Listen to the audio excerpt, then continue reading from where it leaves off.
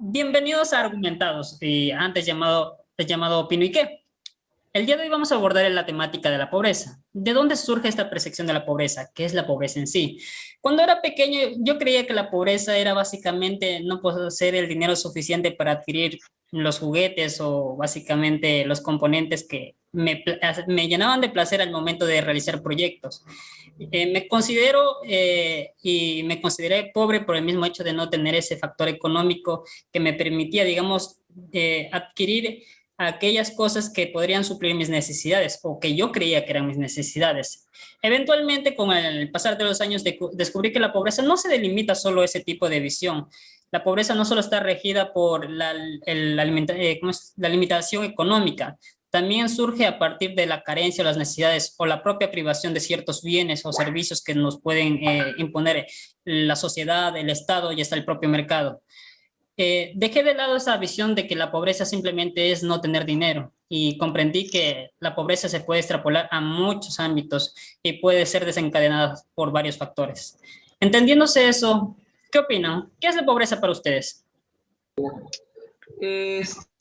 Tomando la palabra, la pobreza es más que nada una palabra que fue mal entendida o mal conceptualizada, ya que si nos vamos etimológicamente al significado de pobreza significa escasez, pero el diccionario o los diccionarios no definen escasez de qué. Nosotros en nuestra coyuntura o en nuestro medio lo hemos entendido como tú estás indicando, escasez económica, pero no necesariamente económica, puede ser escasez intelectual, escasez de conocimientos, etcétera, etcétera. O sea, básicamente pobreza es escasez, no necesariamente económica, no necesariamente monetaria, sino que es simplemente escasez según etimológicamente lo que indican los diccionarios, ¿no? Claro. Sí, bueno, también podemos mencionar algo, ¿no? Pobre se considera a un individuo cuyo ingreso total per cápita es inferior a la línea de pobreza, y hablando de tecnicismos, diciendo de esto de que una persona que no goza de la capacidad adquisitiva, de no goza de dinero para poder adquirir bienes y servicios, se considera pobre, ¿no? Puede llamarse una persona no feliz, ¿sí? Lo podemos relacionar de esa manera, aunque el dinero no compra la felicidad, pero sabemos que el dinero sí nos ayuda para alcanzarla en el corto plazo. Partiendo de eso, pues podemos mencionar que las personas que carecen de recursos tienden a ser pobres y también un poco infelices, ¿sí? No en el corto plazo, no de manera personal, ¿sí? A eso me refiero, que se quede claro en eso. Claro. Abordando el tema tanto como mencionó discúlpame, se me fue el nombre, ¿me podría recordar? ¿Mi nombre o el nombre de mi colega? Tu nombre. Mi nombre, Marlon Gallardo. Como lo mencionaba el economista Gallardo, y haciendo énfasis al economista Diego, o sea, me gustaría escuchar más bien sus puntos de vista, de dónde surgen, digamos, ya a una parte humanística, no sé si podrían abordar esto de aquí, de dónde surge digamos, esta percepción de pobreza dentro de lo que es específicamente Latinoamérica, o en sí América, porque casi compartimos esta misma visión de lo que es pobreza. ¿De dónde surge, por ejemplo, como mencioné en la introducción, se hace alusión de que, digamos, tener ciertos bienes te hace poseer, digamos, un nivel, te presenta como un nivel adquisitivo superior a otros? Por ejemplo, el hecho de adquirir un automóvil, cosa que mencionaba antes del podcast, que dentro de los que son los países desarrollados, el automotor no se considera como un lujo o una necesidad como tal, sino más bien es como una opción, y porque ellos poseen, digamos, transportes públicos que abastecen a la población, sean ricos o pobres. Entonces, no sé, ¿me podrían indicar ustedes de dónde nace esta percepción de pobreza dentro de lo que es Latinoamérica? A ver, tratando de enfocarnos a la respuesta según tu planteamiento, el significado o la percepción, por así llamarlo, de pobreza viene de estándares. Estándar es una línea en la cual algo se visualiza, se ideología, se llega a esa razón de ser. Trato de buscar las palabras más sencillas, porque esto, si nos vamos en tecnicismo, no redondeamos en lo mismo y no llegamos a nada. Pero bueno, ese estado de percepción en el cual tiene que ser, ¿cómo decirlo? Blanco, bueno y bonito, por así decirlo, en palabras cortas y criollas. Digamos, por ejemplo, si lo ponemos en estándares económicos, por ejemplo, aquí en Latinoamérica el país mejor posicionado económicamente hablando es Chile. ¿Por qué? Porque tiene una economía de mercado, porque tiene muchas flexibilizaciones, tanto arancelarias como tributarias, etcétera, etcétera, por una alta gama de productos que lo hace que Chile sea económicamente hablado el mejor país de América Latina. Ahora, si vemos, hay un sinnúmero de circunstancias en las cuales nuestro país, como los otros países hermanos que son Colombia, Venezuela, Perú, Brasil, son mejores en ciertas ramas, ya sea culturales, intelectuales, turísticas, etcétera, etcétera, etcétera. Ya que la percepción de pobreza, de riqueza, de abundancia, de escasez es un pensamiento netamente ambiguo, ya que, digamos, yo puedo vivir en una casa de 4 pisos, tener 2 carros, tener eso, pero si yo me siento pobre o vacío por dentro, de nada me va a servir lo material si yo siento que falta eso. Y hay gente, he conocido de primera mano en las investigaciones universitarias que me ha tocado hacer en partes, alejadas de la sierra, que personas con tan poco sienten mucho, y uno que se obsesiona con lo material, de tener el último celular, el último carro, la última vivienda, ir a la universidad más cara, etcétera, etcétera.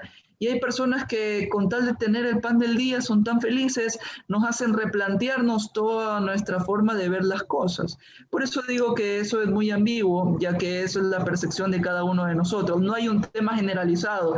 Si lo queremos ver así, es para eso están los diccionarios, para mostrarnos lo que dice la mayoría. Pero yo parto de lo micro a lo macro. No sé el punto de vista de aquí mi colega economista, cómo lo verá él, pero a mí me gusta partir de las cosas de lo micro, ya que el sentimiento individual de una persona es la que cambia una sociedad. Claro. Digo, antes de que digas algo, quiero reformularte la pregunta y quiero enfocarme a, ¿tú crees que el mercado influye en lo que es la percepción o básicamente cómo se intuye la pobreza dentro de lo que es un sector, una población?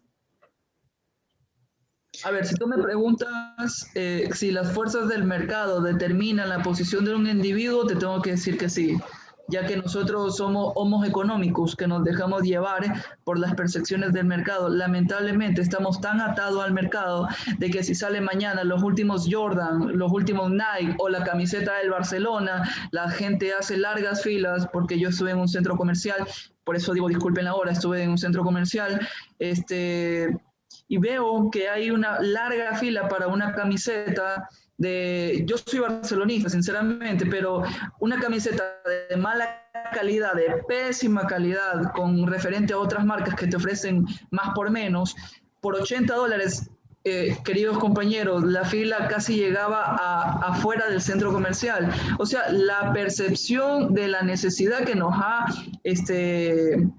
creado el mercado ha hecho ciegos a las necesidades que verdaderamente necesitamos, valga la redundancia, verdaderamente necesitamos para nuestro día a día. Simplemente nosotros, como vuelvo y repito el ejemplo de mi vivencia con esas personas de la sierra, gente que con tan poco tienen tanto, son felices. Claro, y Diego, ¿y tú cómo ves esta visión del mercado dentro de lo que es lo que viene a ser el significado de pobreza? Bueno, haciendo relación al mercado, sí, es cierto, ¿no? Estamos en un mundo donde la tendencia siempre es a consumir lo que está de moda, ¿sí? El uso de la tecnología nos hace creer de que podemos consumir todo lo que está en referencia actual. Sí, pero haciendo referencia a lo que dijo el compañero economista, ¿no? Que personas con tan poco son más felices que personas que muchas veces tienen más, ¿sí? Hay personas que con el simple hecho de tener alimento, de tener salud, de tener servicios básicos, están felices. De pronto será la cultura de conformismo, de pronto será que no se sienten capaces de seguir adelante.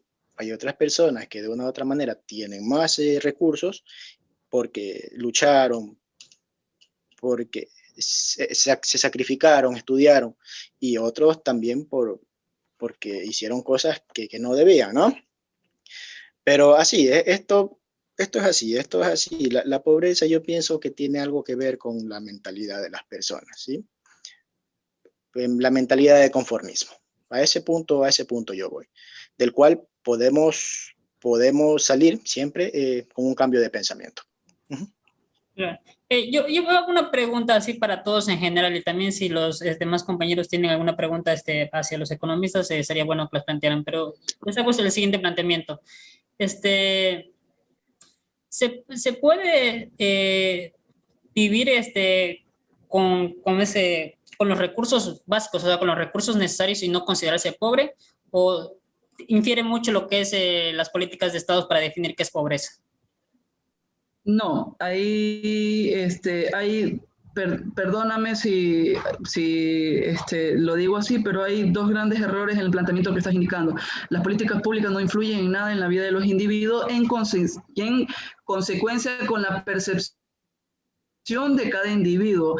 Cambian su vida a manera de breves rasgos, sí, pero no en la percepción, ya que la percepción es algo individual, más no colectivo. Ahora, volviendo, ¿se puede ser feliz sin cosas materiales o sin muchas cosas materiales? Pues sí, hemos visto que hay personas, como lo explicaba yo y lo replicó mi compañero, mi colega economista, que hay personas que viven felices con tan poco y no sienten esa necesidad de esa ambición de querer más, de ambicionar más. Nosotros, yo también, escuchando la declaración del compañero, yo también creo que es más coyuntural, es más cultural, ya que, digamos, sin aludir ni ofender a ninguno de los compañeros que están aquí, yo soy una persona nacida en la costa, criada en la costa, educada aquí en la costa, pero el pensamiento entre costeños y serranos es muy diferente. Y tanto, ¿por qué? Porque los costeños y los serranos tenemos un pensamiento distinto, aunque somos parte de un mismo país, un país chiquito como es el Ecuador, pero solo ahí date cuenta que hay dos tipos de pensamientos. Imagínate si lo llevamos a un nivel macro de países más grandes, de países con territorios mucho más extensos. Vamos a seguir la noche entera y no vamos a llegar nunca a una comprensión exacta de lo que vamos a estarnos planteando a lo largo de esta conversación. Claro, entonces ahí habría una mucha influencia de lo que vendría a ser el tribalismo, o sea, cómo se dan las sociedades y también como entes gregarios, diría yo en ese aspecto. Verás, yo quiero acotar algo. Bueno, con respecto al nivel de pensamiento de las personas, ¿no? Comparando lo que dijo el compañero de la sierra y la costa, sí es cierto, hay diferentes pensamientos siendo un mismo país. De pronto se ve niveles menos de pobreza en la sierra, a diferencia de la costa. Sí, yo pienso que sí. Además, si ponemos en comparación a dos familias, una familia que por lo general el jefe es una persona estudiada, títulos de cuarto nivel, por consiguiente su señora esposa tiene así tercer nivel, ten por seguro que los hijos van a seguir esa misma línea, ¿ya? Es en el nivel de educación en donde se desenvuelve, en el nivel de cultura. Si vamos para la otra parte, personas que nacen en un ambiente totalmente diferente, donde existe de pronto drogadicción, delincuencia alrededor, carencia de servicios básicos, ten por consiguiente que la mayoría de las personas, por no decir 1 de 100, van a seguir la misma ruta. en el mejor de los casos, una de esas 100 personas va a querer otro nivel de vida, ¿sí? Por lo tanto, se piensa, se considera de que el nivel de la cultura aquí en la pobreza es fundamental. Claro. Aquí va algo interesante, ya que lo asumió Diego, referente a lo que es la educación. Voy a hacer una inferencia dentro de lo que viene a ser la LOE, que dentro de lo que también es la Constitución en general, mencionan a la educación como un derecho. Pero, ¿ustedes creen que la educación es, o sea, en su percepción de vista, ¿ustedes creen que la educación es vista por el Estado, por el gobierno, es vista como una inversión o como un deber?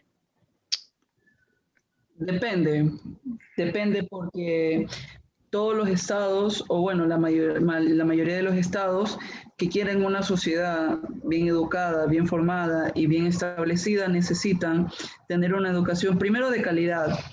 Extrapolémoslo un poco la idea y abordemos temáticas un poco más extensas. Por citar un ejemplo, Noruega, el mejor país o la mejor calidad de educación del mundo está en Noruega, que es un país situado al norte de Europa. ¿Por qué dirán? Porque Noruega tiene uno de los estados que prioriza que la educación desde muy jóvenes tengan una educación primero de calidad, segundo, una educación participativa y tercero, una educación individualizada. Disculpe el término. ¿Pero por qué? Porque cada persona, para los noruegos, cada noruego es una persona importante, de valor. No los meten a todos en un saco de 50 alumnos por aula a aprender lo que la profesora te enseña o la que te quiere enseñar, porque a todos creo que tanto en las aulas como fuera de ellas nos ha pasado que la profesora nos termina contando más de la novela, más de la vida y más de las peleas que ella ha tenido con su esposa o con la pareja de turno, que de lo que nosotros deberíamos aprender en una alma mater, ¿no? Bueno, para no extrapolar más la idea, yo indico que debería ser un deber de cada estado soberano dar una educación de calidad y gratuita en todos sus niveles, ¿no? Tanto escuela, colegio y universidad. Claro, esto más que plan de gobierno debe ser una política de Estado. Recuerdo que en el gobierno anterior, en el gobierno del señor Correa, se enfocó lo que era incrementar el presupuesto para educación. Se mandó a personas a prepararse a otros países con el objetivo de que vengan con conocimientos a replicarlos acá al país. Los países que están en el punto de referencia a nivel mundial son los que más invierten en educación y en investigación. Entonces, bueno, algo están haciendo bien. ¿Qué está pasando acá con nosotros? Yo pienso que eso de la educación, el gobierno no sabemos cómo lo verá, pero debe ser pues, una política de Estado en donde siempre la excelencia vaya de la mano. Eso es lo que digo. Obvio, antes de que el compañero siga con su diálogo, quiero dejar en claro o muy en claro algo. A veces más plata no significa algo mejor, porque hay personas que piensan que, el gobierno ha depositado 1.000 millones para educación, pero de esos 1.000 millones, digamos, supongamos que se van por otras vías y a veces no está focalizado. Por ejemplo, en la educación en los sectores rurales, hay muchos sectores rurales que siguen con una situación precaria a nivel educativo. Hay personas que tienen que caminar 3, 4, 5 kilómetros para llegar a una escuela, para llegar a un punto de internet. No sé si ustedes vieron esa noticia de un niño que tuvo que decirle a la profesora que tenía que cuidar a un animalito de corral porque estaba por parir el animalito y por eso no le podía enviar las tareas. Primero que me pareció algo súper tierno y seguro que me pareció parte de una realidad que no se ve, esa realidad de las personas que están ocultas, de las que están tras vestidores, de las personas que están bajo esa tela de humo, que son las personas que muchas veces hacen más por querer estudiar que muchas personas que nosotros conocemos que tienen todos los recursos, todas las herramientas y todas las cosas impuestas en bandeja de plata, como decimos vulgarmente, y no lo hacen. Y vemos que esas personas que viven, por decirlo así, en la punta de un cerro, tienen más ganas de estudiar que...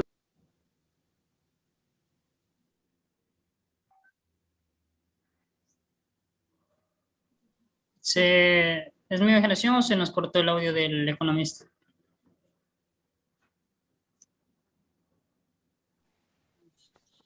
No, no, Sí, sí, correcto. la dejé ahí. Cuando ya dejo de hablar 5 segundos es para que algunos de ustedes, mis interlocutores, también puedan decir sus... No sé si alguien de ustedes tenga una duda al respecto, porque tenemos a dos economistas presentes y nos pueden dar puntos muy similares o también dispares, que ambos son, se Por podrían supuesto, considerar. lo que tocaba el economista Marlon Gallardo es muy interesante, ya que lo habíamos comentado un poco antes de la grabar de este podcast, creo que hasta un otro podcast, de que una persona que no tiene los recursos necesarios para estudiar se da abasto con la necesidad de realizar un acto que se podría sobrepasar su edad mental, que es el de, como planteaba el economista, deber parir a su cuy, y además niños que caminan. Cuando las personas que nosotros conocemos que tienen los recursos necesarios se encuentran en un estado de zona de confort, el cual no les posee visualizar más allá de tanto logros académicos como profesionales a su individualización, porque nos han acostumbrado, y eso también creo que es algo de familia, en el cual, si mal no recuerdo, el fundador de uno de estos países con altos índices económicos, si no mal recuerdo era Dubái, en el cual explicaba que su bisabuelo andaba en camello, su abuelo andaba en camello, su padre andaba en bicicleta y él andaba en un Lamborghini. Su hijo andará en un Lamborghini y su nieto volverá a andar en un camello, porque tiempos difíciles crean hombres fuertes, y hombres fuertes crean tiempos fuertes, y tiempos fuertes crean hombres débiles, y hombres débiles crean tiempos difíciles. Es un ciclo que sucede y en el cual se puede repetir, y creo que lo estamos pasando en Latinoamérica. Si es que alguno de los dos economistas me pudiera refutar, agradecería.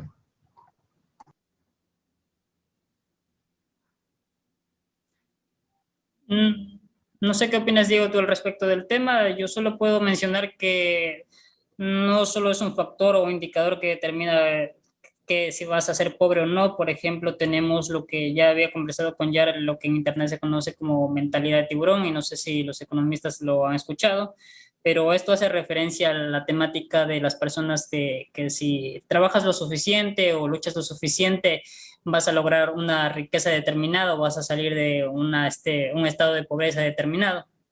Pero ¿ustedes creen que el trabajo y el esfuerzo es suficiente para salir de un estado de pobreza o hay más factores que conllevan a este estado de pobreza?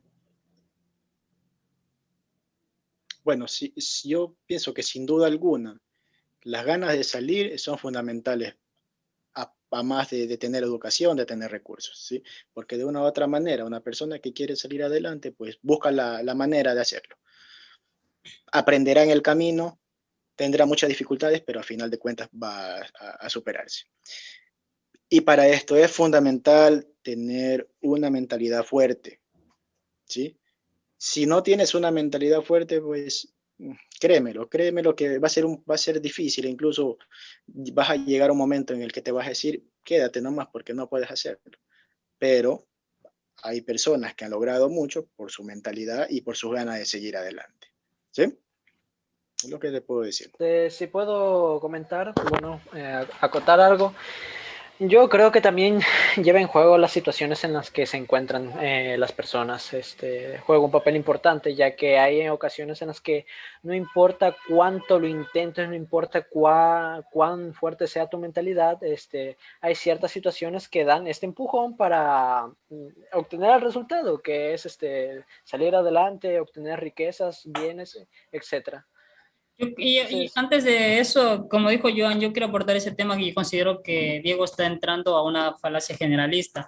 Porque, una, porque no muchos son los que logran esto, y dos, porque si aplicas esta misma falacia, podríamos, como se menciona, no extrapolar el ejemplo de México, que es el ejemplo que siempre suelo usar, entre los países que tienen un mayor índice de trabajo, entre lo que es el valor per cápita, o sea, el valor de entre personas, ¿no?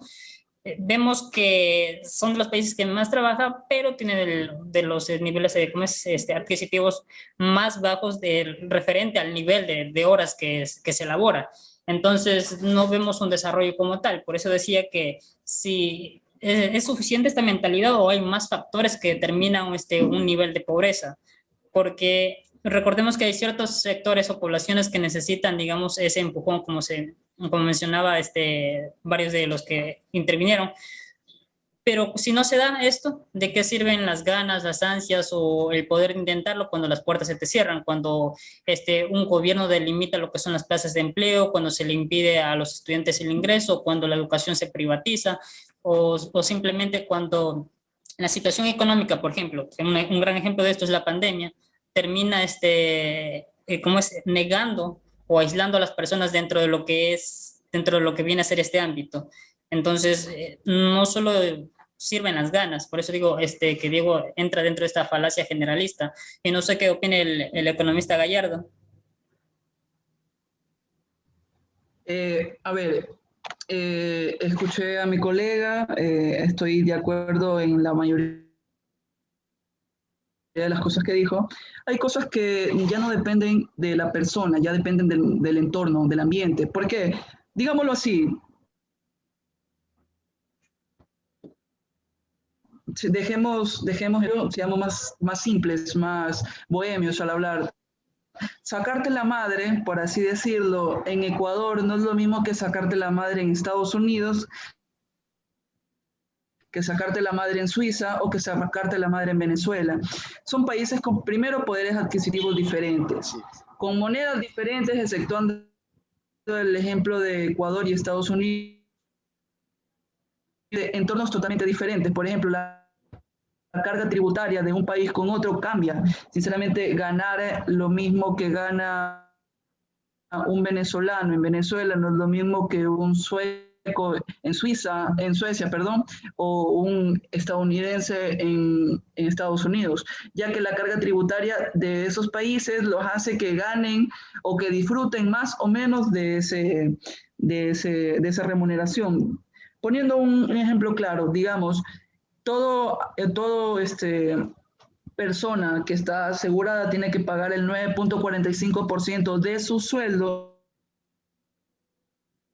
independientemente del porcentaje que tiene de su salario para el seguro social. Digamos que tú ganas $400 y de esos $400 el 9.45% se te lleva el Estado para, entre comillas, dártelo o donártelo el seguro social. Digamos que al año tú ocupas el seguro 2 veces, porque o un malestar general. De ahí casi no ocupas ese seguro. Y eso, ¿qué es? Para cuando ya estés retirado. Pero en muchas de las cosas, ese dinero en buena parte podría ser reinvertido o reutilizado de una mejor manera en bienes a futuro, que daría mucho más rentabilidad que un salario al finalizar nuestra vida laboral, que es aproximadamente de los 65 años. Volviendo y retomando la pregunta principal, ya que es bueno dejar estas temáticas en claro. Con tu pregunta, Joel, ¿hay muchos factores? Pues sí, nos pasaríamos la noche entera a hablar de los factores. Te dije, por ejemplo, hay la paridad de poder adquisitivo, que en economía lo conocemos como PPA, que no es la misma apreciación monetaria de un país con otro, ya que esto a los entendidos de la materia nos tardaría demasiado explicarlo, ya que son términos demasiado complejos y trato de hacerlo de la manera más corta posible. Claro, bueno, yendo al punto de eso, ¿no? No es lo mismo lo que ganamos aquí en el país a lo que se gana en Venezuela, en Estados Unidos. He escuchado muchos comentarios de diferentes personas diciendo que cómo es posible que un venezolano pueda vivir solo con $1 al mes en su país. De pronto vienen ellos acá a ganar $10 y haciendo relación, no es que viven con $1, ellos de aquí mandan los venezolanos a su país $10 y son 10 salarios básicos con los que ellos pueden contar.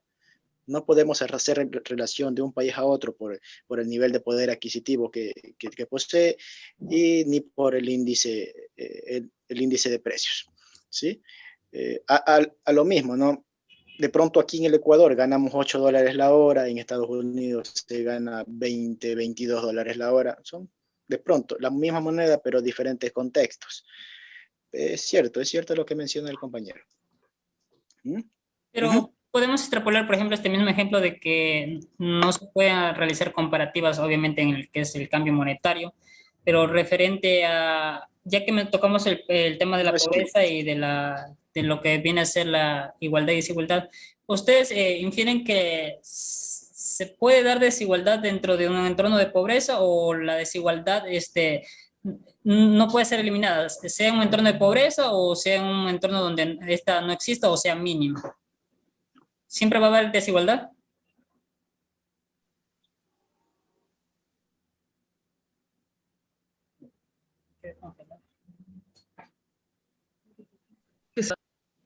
bueno, siempre va a haber siempre va a haber un término de inequidad, de desigualdad de los recursos.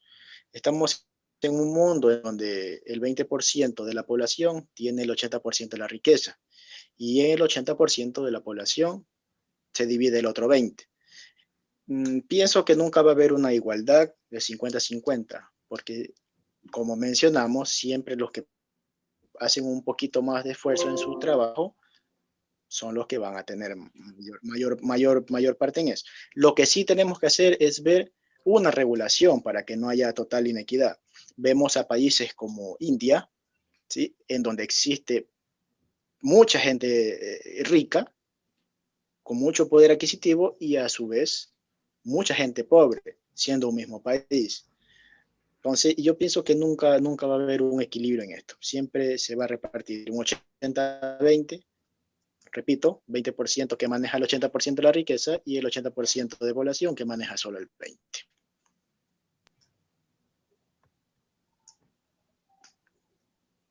¿Algo pueden acotar?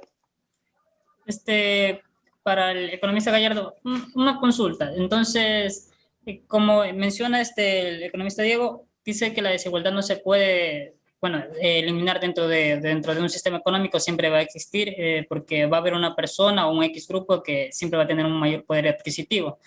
Pero está bien que la concentración de riquezas genere desigualdad y esta a su vez sería factor de pobreza o no influye dentro de este ámbito. A ver, Antes que el economista, permítame un momento, por favor. Hola. sí, Se debe buscar un equilibrio. Gracias, muy amable. Se debe buscar un equilibrio. ¿Cómo se ve este equilibrio? No al 50-50. Siempre va a haber una desigualdad marcada. Por eso la política pública debe enfocarse, ¿no? En de pronto obtener mayor ingresos a través de los impuestos que se recaudan por parte de la población con mayor recursos para poder en algo acortar la brecha, en salud, en educación, en servicios básicos, como política pública, lo que se hacía anterior, lo que se está haciendo realmente. Tenemos que garantizar el derecho a la salud, el derecho a la educación, que es lo fundamental, ¿sí? A través de eso se va a reducir la brecha de la inequidad. No va a ser 50-50 siempre, pero el objetivo es siempre que se vaya reduciendo. Eso, compañero. Bueno, volviendo a lo que estábamos indicando y respondiendo el planteamiento del compañero Joel. Por supuesto que hay una forma en la cual todos vamos a ser iguales y todos vamos a ser equitativos, y es en el socialismo utópico, el cual predicaba Karl Marx y Friedrich Engels en sus manifiestos, ¿no?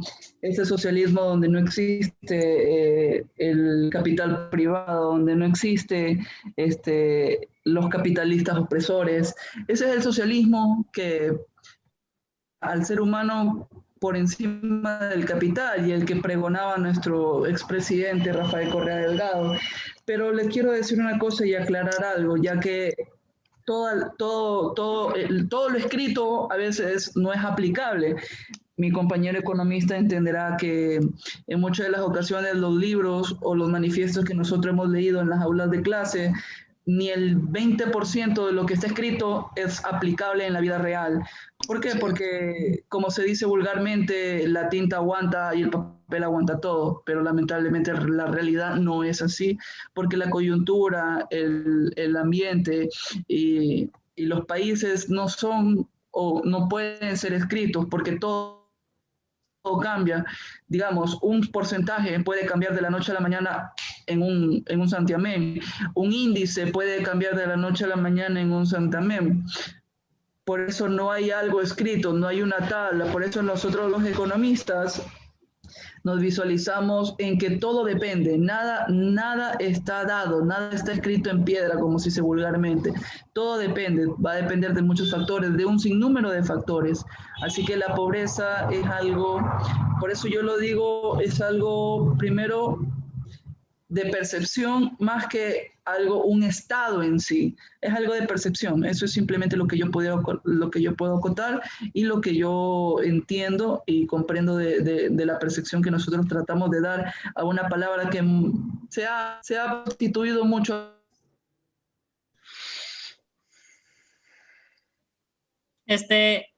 Teniendo en cuenta eso, ya que hablamos de utopías y sobre la visión utópica que tenemos enfrente del valor humano ante el capital, si bien no es aplicable, ¿no? Es una pregunta para ambos. ¿Existen mecanismos? Diego mencionó que existen formas de buscar un nivel de reducir un poco esta brecha, pero ¿existen mecanismos en específico que actúen dentro de estos sectores sociales que tienen un mayor nivel adquisitivo referente a la población en general, para garantizar así, digamos, el derecho a una repartición equitativa o justa de lo que son los bienes materiales o nivel de adquisición? A ver, compañero, Claro. ahí estás cometiendo dos grandes errores, ya que estás metiendo en un solo saco a gente emprendedora y a gente que simplemente quiere vivir del Estado, que son los parásitos, que nosotros en economía así lo denominamos. ¿Por qué? Te pongo un ejemplo, Joel. Tú digamos que eres un joven recién graduado de una carrera universitaria. Tú quieres implementar todo lo que aprendiste en las aulas y está muy bien. Buscas un trabajo, te esfuerzas, trabajas 8 horas, a veces mucho más, porque lamentablemente en el mercado laboral nadie trabaja 8 horas diarias y va a su casa, disfruta los fines de semana, regresa el día lunes o las otras 8 horas. Eso es imposible. La mayoría de los trabajos trabajan mucho más de las 8 horas y trabajan hasta sábado y domingo. Ahora viene el Estado y dice, redistribuimos la riqueza y le da un bono de 50, 60, 70, 80 dólares, la cifra la pones tú, y le da a una persona que simplemente no se esfuerza por nada en la vida. Primeramente, a mí no me parecería justo, lo dejo a tu criterio, ya que tú eres la persona que se está esforzando más de 8 horas diarias, de lunes a viernes y muchas de las ocasiones, mucho más días, para sacarte lo mismo que una persona se lo está llevando de alivio. No sé lo que comprenderá el resto de panelistas que estamos en este foro, pero a mí parece que a veces los mecanismos de igualdad no son por eso son individuales. Ahí quería refutar lo siguiente.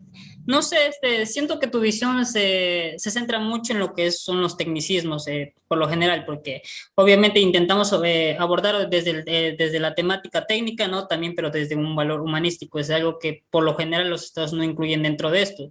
Y recordemos que incluir el valor humano no significa comunismo o socialismo, sino que hace referencia a que el ser humano como ente también participa.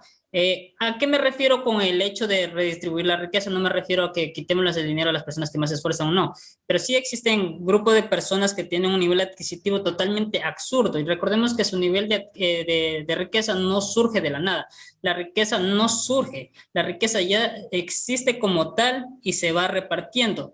No es como que apareciera mágicamente bueno, ustedes como economistas van a argumentar esta parte que no es que aparece de un momento al otro. Recordemos que, por ejemplo, un ejemplo de esto es Elon Musk, que con un tweet puede cambiar lo que es la bolsa de valores y también grupos de personas que influyen dentro de lo que es el sector económico pueden generar especulación. Los sistemas de especulación dentro de la bolsa generan, digamos, lo que son ganancias absurdas mediante ningún esfuerzo o cero esfuerzo, solo por el hecho de, digamos, de ostentar el conocimiento dentro de lo que son estos sistemas.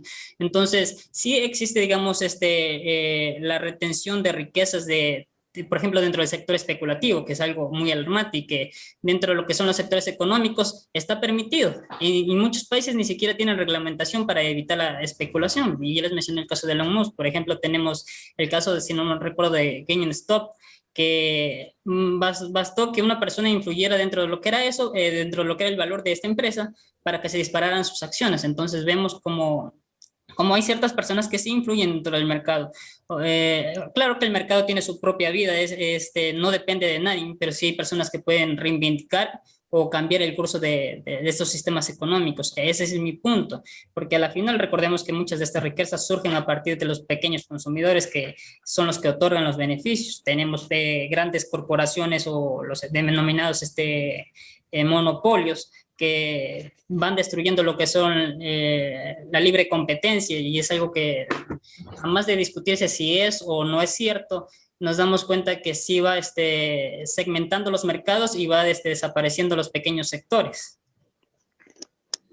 Bueno, escuchando tu aclaración, es verdad, o sea, no nos vamos a apartar de las cosas que son claras a simple vista, pero aquí es donde yo, Joel, te quiero decir una cosa, todas las grandes cosas o todos los grandes inventos que hemos tenido en la humanidad, en la historia, hasta nuestros días, han partido de una idea.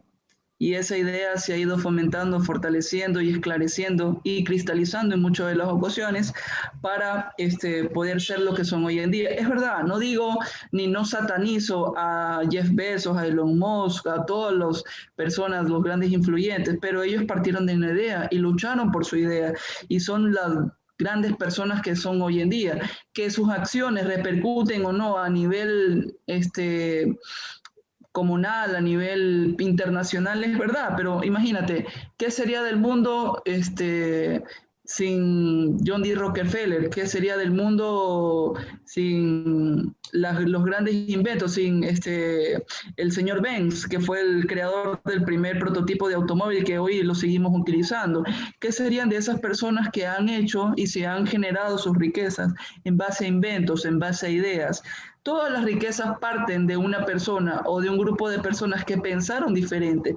Y eso es lo que yo invito y exhorto en esta noche, a que pensemos diferente, como era el logo de Steve Jobs, Think Different, que es piensa diferente y mira, partiendo de una idea, lo que podemos lograr, ya que cuando seamos grandes, cuando seamos poderosos, lo utilicemos de buena o mala manera, ya eso es una cuestión muy subjetiva, porque nos podemos pasar, vuelvo y te repito, la noche entera de hablando de las cosas que hace Warren Buffett para que suban o bajen sus acciones en la bolsa, o que hace Elon Musk de que un solo tweet, o Donald Trump en su tiempo de presidente, que un solo tweet podía armar una guerra en Oriente Medio. Eso ya es muy subjetivo, porque lo que estamos analizando aquí son la historia de las riquezas y cómo esas riquezas han influenciado lo que es el mundo de hoy en día. Claro. Diego, ¿y tú qué entiendes sobre la retórica planteada por por el economista Gallardo? ¿Cómo consideras su retórica?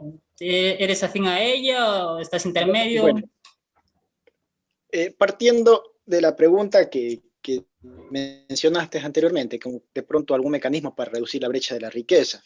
Bueno, yo pienso que sí.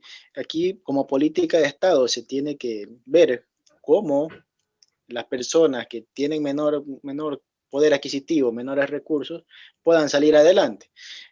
Puede haber mecanismos de financiamiento para emprendimiento, ¿sí? Esto nos puede ayudar a salir, ¿no? A generar riqueza propia.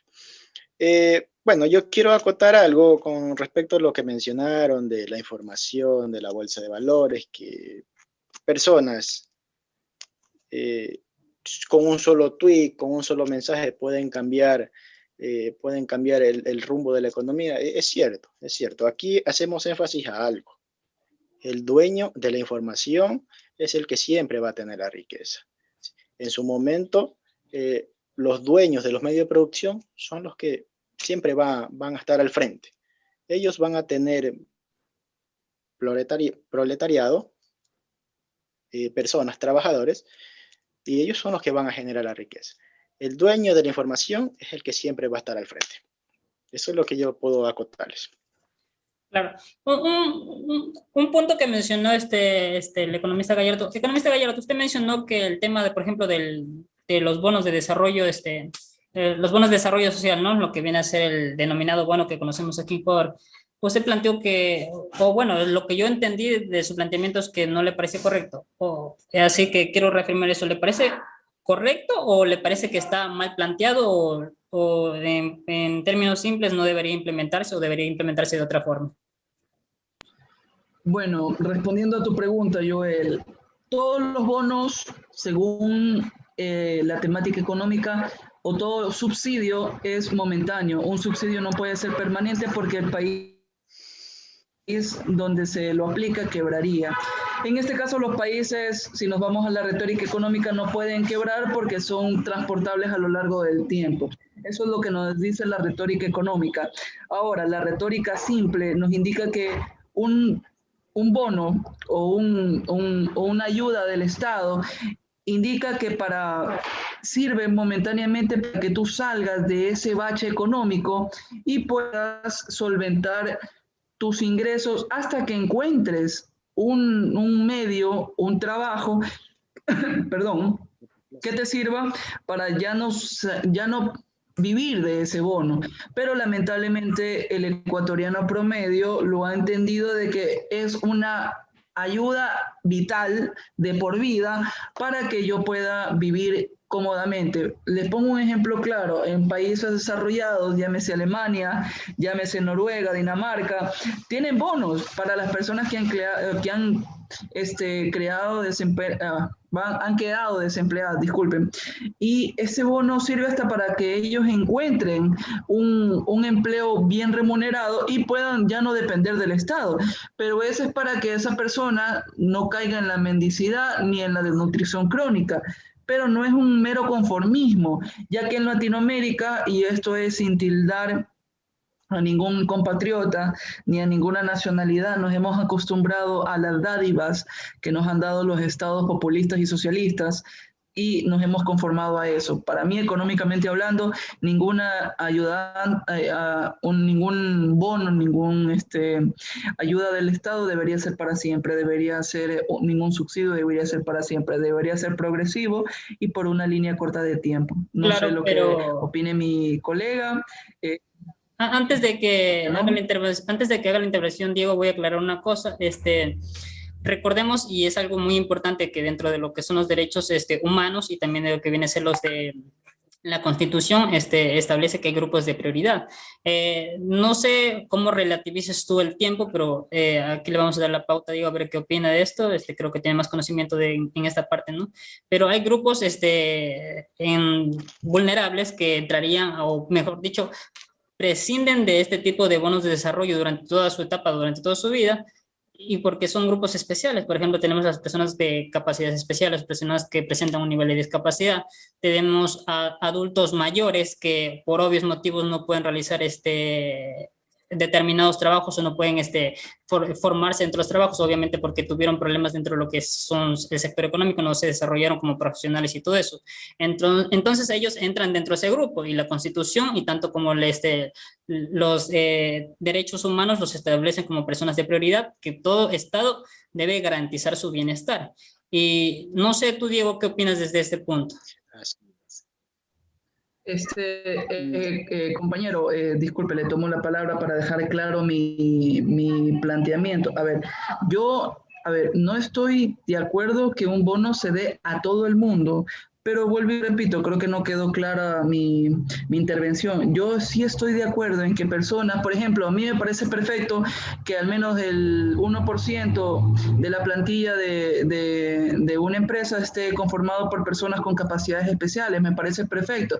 Es más, en la empresa donde yo laboro hay personas con discapacidad realizando labores varias y a mí me parece perfecto y me parece muy admirable y de las pocas cosas que el economista Rafael Correa Delgado hizo y planteó de buena forma. ¿Por qué?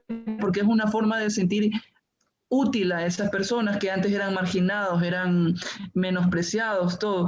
Por ejemplo, a esas personas deberían no solo darles dinero, sino darles ayudas técnicas, darles eh, descuentos en los supermercados, darle más beneficios de los que ya tienen, ya que en ese saco, lamentablemente Joel, Diego y estimados, entran muchas personas que no lo merezcamos. Digamos que yo tengo todos mis sentidos bien desarrollados y que aún así esté recibiendo un bono del Estado por algo que yo no tengo, porque no estoy asumiendo, eso me parece una verdadera injusticia. Y es verdad, no me aparto de que todos somos personas que vivimos en un mismo ecosistema, en un mismo país y que tengamos las mismas oportunidades y necesidades, el summa causae, que lo dice el Estado plurinacional en el cual estamos, pero yo creo que deberían priorizarse a ese sector específico vulnerable que tú estás planteando, Joel. Claro. Y bueno, Diego, ¿tú qué dices sobre el tema? Bueno, haciendo referencia a la pregunta anterior, en que los subsidios, los bonos son necesarios para la economía del país, yo aquí puedo mencionar de que en su momento pueden serlo, ¿sí? Pero esto traerá un beneficio a corto plazo. No podemos mantener un bono en el tiempo.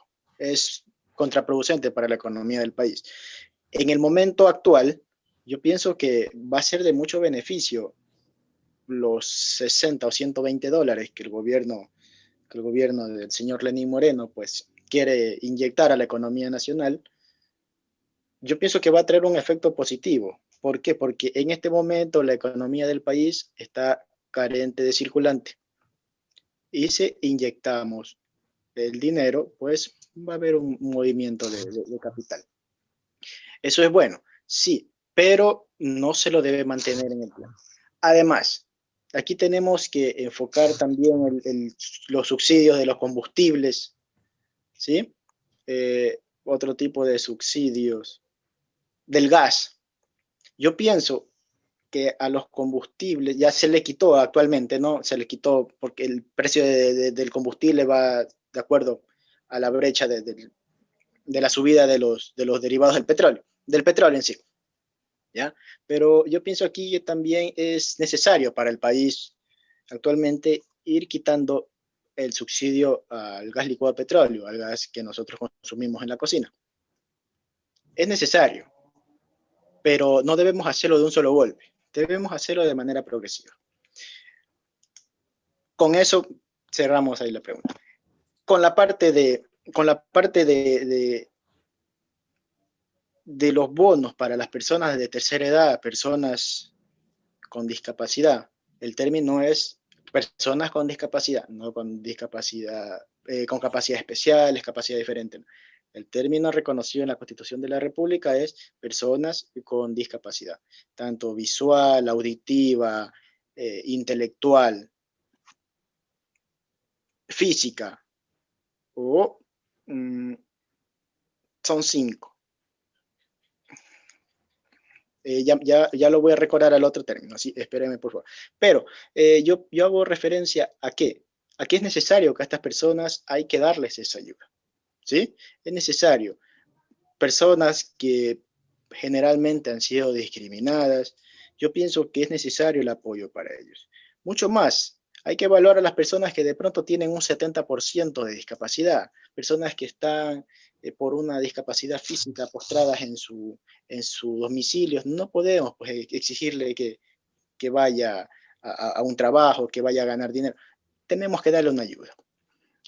Y otra parte, en la parte de las personas con tercera edad, yo pienso, es un punto de vista personal, que a toda persona mayor de 65 años el Estado debe darle un bono por vejez.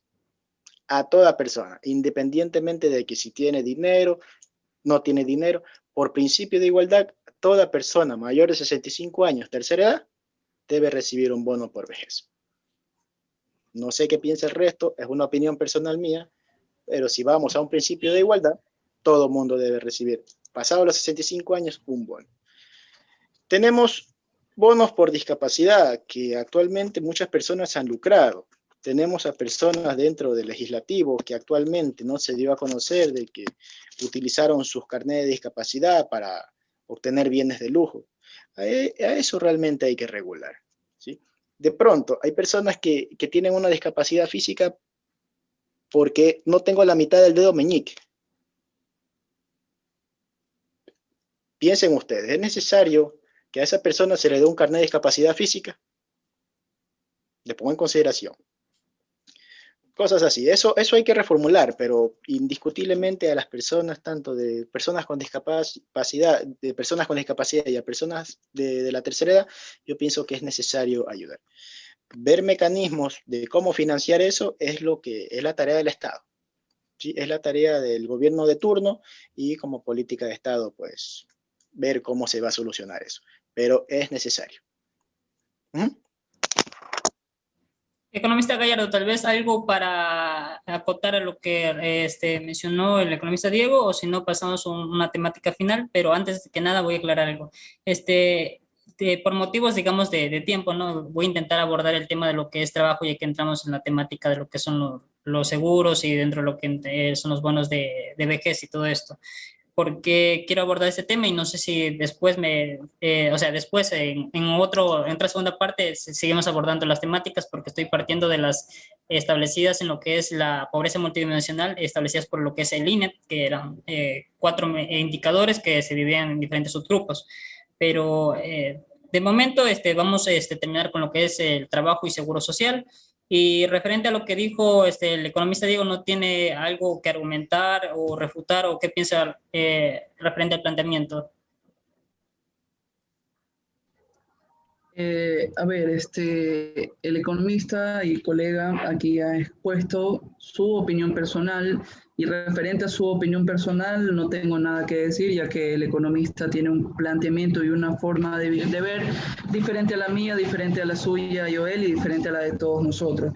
Ahora, si tú me preguntas mi manera de ver las cosas, no lo comparto al 100%. Por ejemplo, eso de darle un bono a toda persona pasado de los 65 años es económicamente imposible.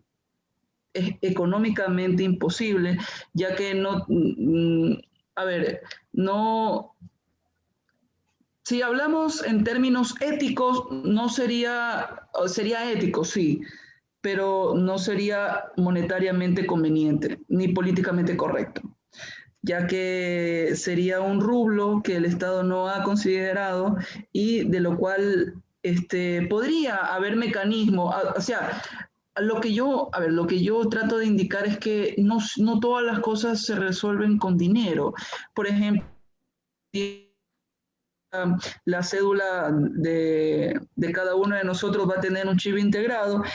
Digamos que el gobierno subvencione una canasta básica, por así decirlo, en ciertos establecimientos o en ciertos puntos por persona. Eso me parecería mucho mejor que estarle dando dinero a una persona que es vulnerable en muchos de los aspectos. Yo he visto de primera mano cómo personas inescrupulosas se aprovechan de adultos mayores para aprovecharse de los fondos de reserva, aprovecharse de los bonos, de la jubilación, etcétera, etcétera.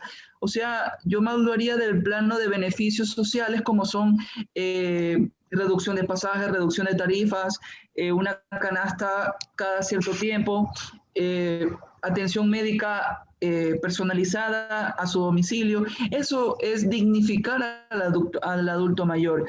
Vuelvo y te repito, como economista, es verdad que todo lo vemos en números y en orígenes monetarios, pero también hay que tocar la parte social y me parecería mucho mejor que todos esos mecanismos que yo te he expuesto sean dados a esas personas mayores y en vez de un bono que podría mal utilizarse en otras cosas y que es un dinero que el Estado tiene que velar de dónde lo saca, porque seamos sinceros, la plata no cae del cielo, sale de alguna fuente, ya llámese generación o deuda, independientemente de dónde provenga, va a salir de alguna parte.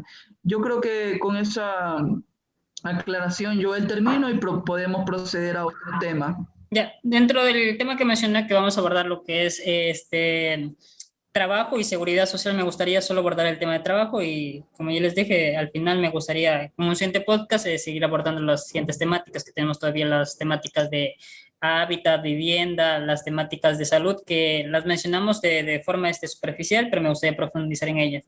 Dentro de lo que es la temática del trabajo, sabemos que la Constitución establece al trabajo como un derecho y a la vez como un deber de los ciudadanos de nuestra nación, independientemente de que sean nacidos o hayan nacionalizado dentro del mismo, ¿ya? Entonces, quisiera abordar las subtemáticas de empleo, o sea, un empleo digno como tal, lo que viene a ser el desempleo y el subempleo, que obviamente están muy ligadas a lo que son el ámbito de pobreza. Pero dígame, ¿cómo han visto, digamos, ya durante estos últimos 5 años que comprendería también este gobierno, ¿no? El que estamos en transición? ¿Cómo han visto la evolución de lo que es el empleo en estos 3 ámbitos?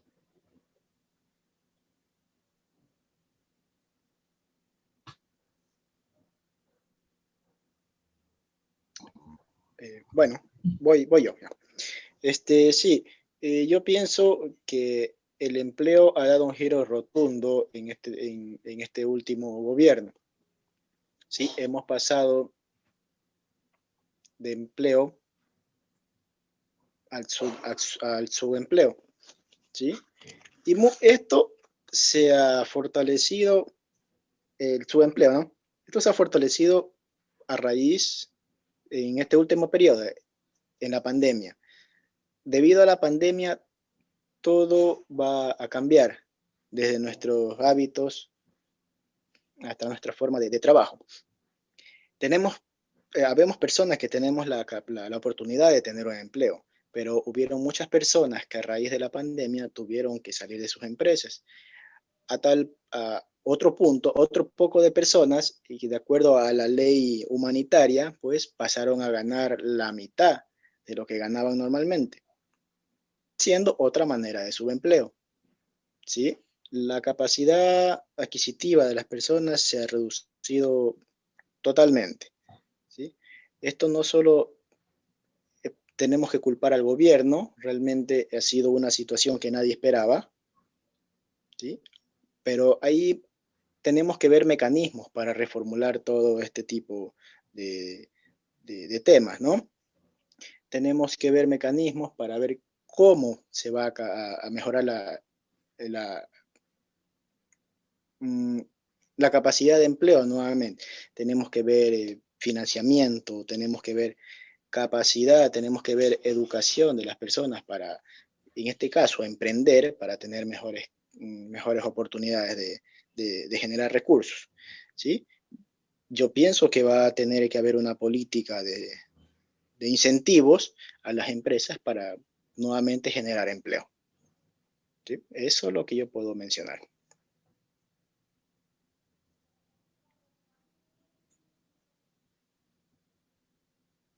Bueno, acotando a lo que preguntó Joel y expuso Diego, el tema del empleo Es un tema complejo que trataremos de abordarlo de una forma, perdón, simple, entendible, en la cual todos los actores o involucrados se vean representados.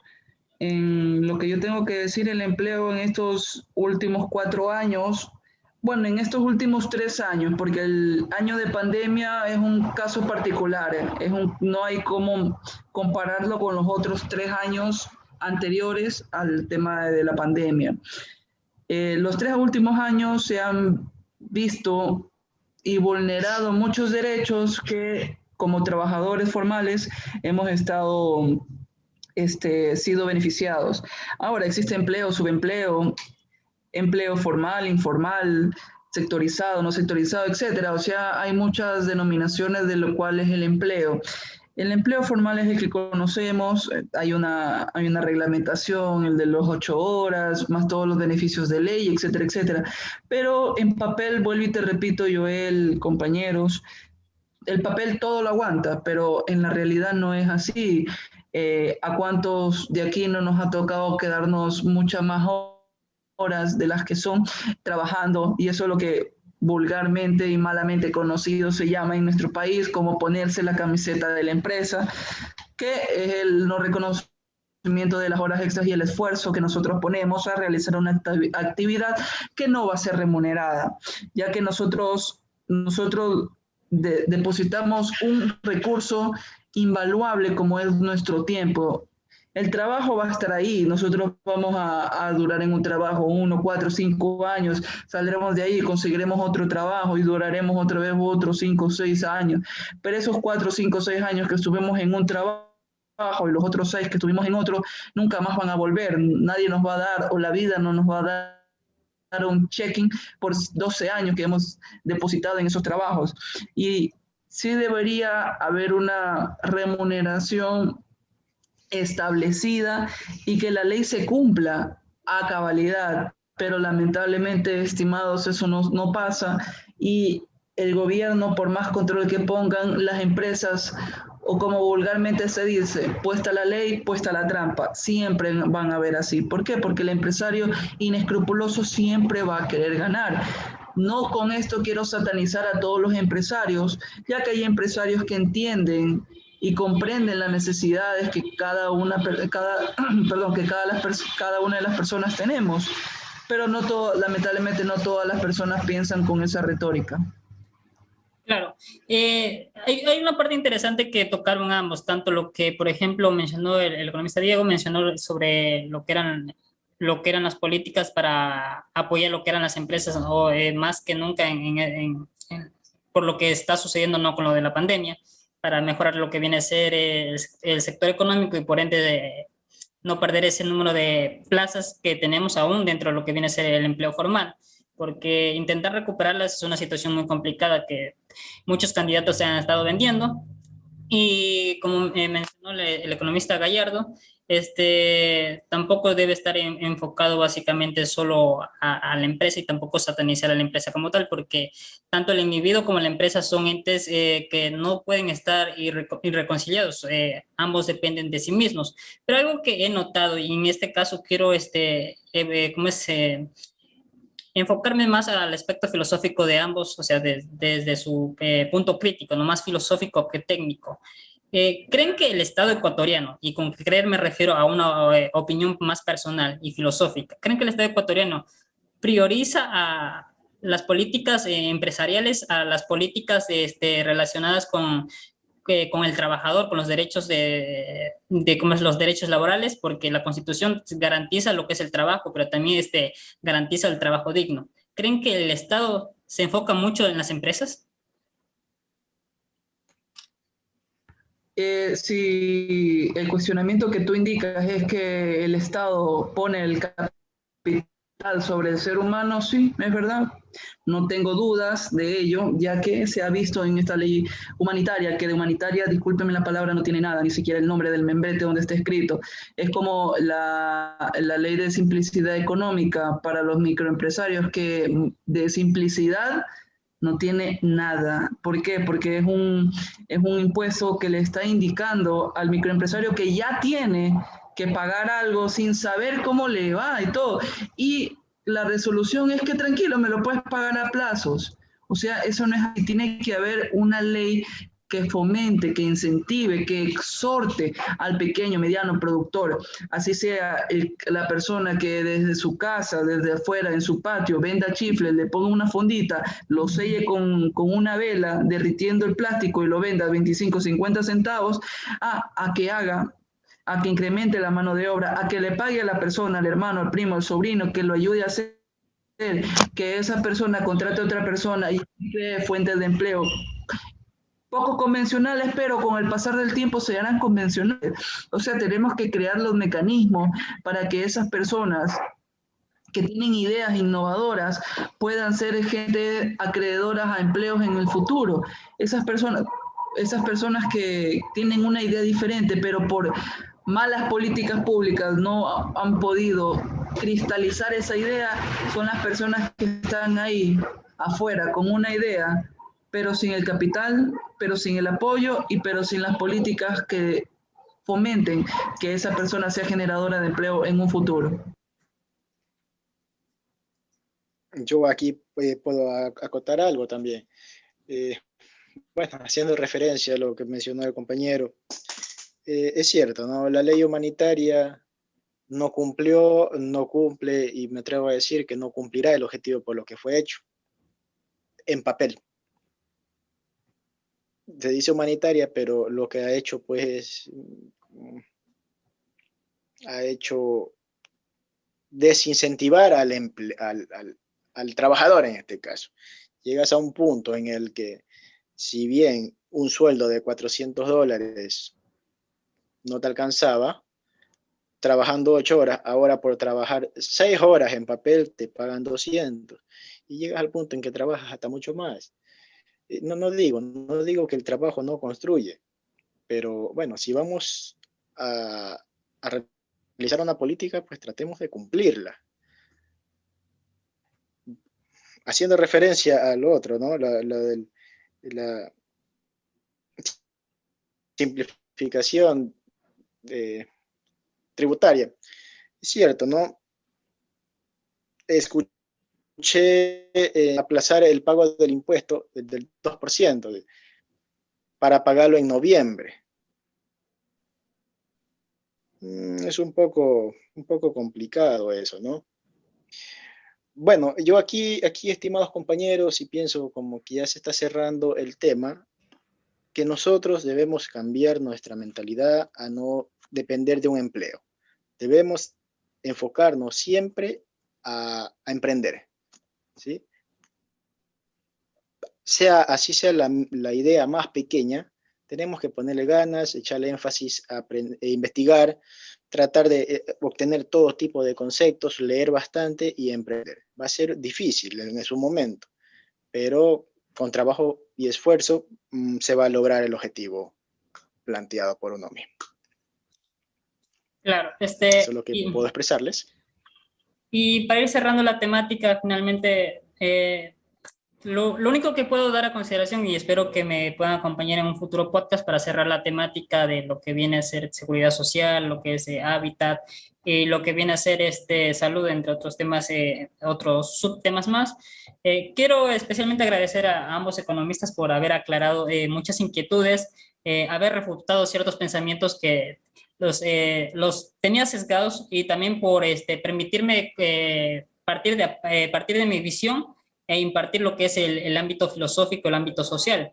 Porque si bien desde los tiempos de que ha surgido lo que es el mercado como tal, desde su forma más primitiva, que hasta se podría decir que entraría hasta lo que viene a ser el sector del vasallaje, ya en la edad del medioevo, y todo esto, digamos, el transcurso para llegar a lo que hoy conocemos como capitalismo, siempre ha tenido esa relación bastante como es desligada al ámbito social, y es algo que considero que actualmente se debe unificar al ente humano con al ente económico.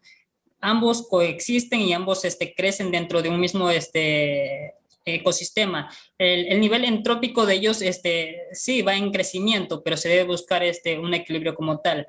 Me gustaría partir de ello que los sistemas no son idealistas, no son perfectos, no pueden existir como un ente dentro de una utopía, eso es imposible. Pero a partir de ello, generar una nueva retórica, plantear nuevos paradigmas y conseguir algo que se pueda aplicar, no de forma perfecta, pero sí a un sistema en general que permita una coexistencia y vivir con un poco más de dignidad. Recordemos que la dignidad es primordial. No, la igualdad como tal no puede extrapolarse. Siempre va a existir desigualdad, siempre va a haber alguien que va a tener algo más, alguien que va a saber mucho más, alguien que siempre tendrá un porcentaje más alto que tú. Pero cuando esta brecha es muy grande, es preocupante y esto es un indicador que alarma a muchas sociedades y puede generar problemas y conflictos. Ya decía Rosana Kramer en su libro de Desigualdad y Violencia Social que la desigualdad es uno de los entes que generan muchos de estos actos violentos y el surgimiento de ciertos crímenes. Y no podemos desligarlo de eso, no podemos desligar el factor económico del factor social y viceversa. Y bueno, solo cabe recalcar que les agradezco mucho a ambos economistas, me encantó su punto de vista, me encantó la forma en que refutaron mis ideas, cómo me replantearon. Aprendí mucho con ustedes y no sé, ¿tienen algunas palabras para despedirse?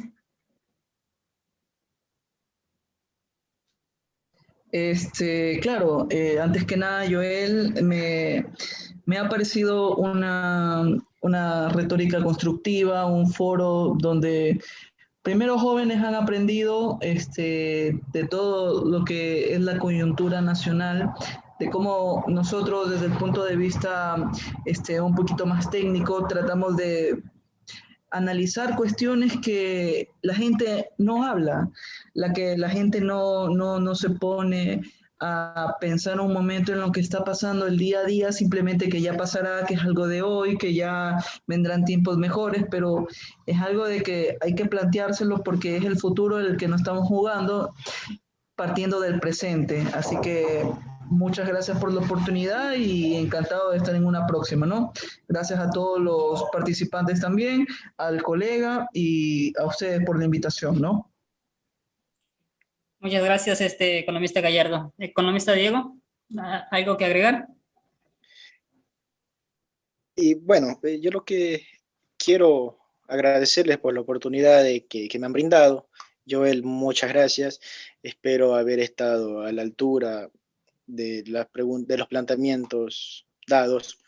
Y sí, y bueno, y a los compañeros que están estudiando tercer nivel, están en modo de preparación. Bueno, a seguir adelante, a seguir preparándose cada día más, leer, tener ese conocimiento para poder debatir, para poder dar un punto de vista válido. Siempre va a ser difícil todo, ¿no? Pero si no lo intentamos, no vamos a superarlo, ¿sí?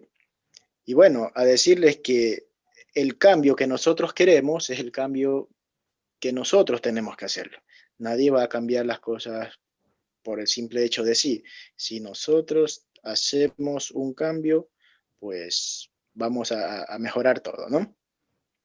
Siempre viene de nosotros hacia el resto de personas. Si nosotros no somos ejemplo, pues no esperemos que otra persona lo sea. Eso es lo que digo. Gracias por la oportunidad. Si en algún momento me invitan nuevamente, estaré gustoso de participar. ¿Sí? Estaremos a la expectativa de la situación. Muchas gracias y bueno, eso sería todo de mi parte.